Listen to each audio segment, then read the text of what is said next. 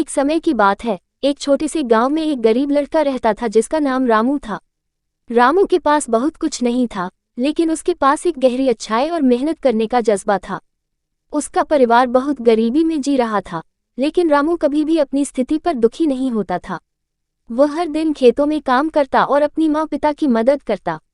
रामू के सपने छोटे नहीं थे, वह चाहता था कि उसका गांव समृद्ध हो, लोगों के पास पर्याप्त भोजन हो और कोई भी गरीब न रहे।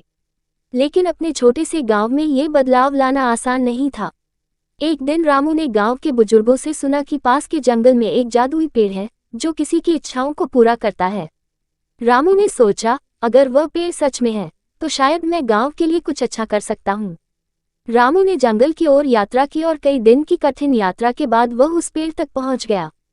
पेड़ ने रामू से पूछा, क्या तुम सच में मेरी मदद से अपने गांव को बदलना चाहते हो? रामू ने कहा, हाँ, मुझे अपने गांव में बदलाव लाना है ताकि यहाँ के लोग खुशहाल और समृद्ध हो सकें। पेड़ ने उसकी इच्छा पूरी की। रामू ने जो भी जादुई बीज लिए और वापस गांव लौट आया। उसने उन बीजों को गांव के खेतों में बो दिया। धीरे धीरे उन बीजों से उगने वाले पेड़ विशाल और फलदार हो गए। गांव में हर किसी के पास पर्याप्त भोजन था और लोग खुशहाल रहने लगे। रामू की मेहनत, उसकी अच्छाई और पेड़ के जादू ने गांव की तस्वीर बदल दी। अब वह गरीब लड़का किसी का मददगार बन चुका था और गांव में सुख शांति का माहौल था।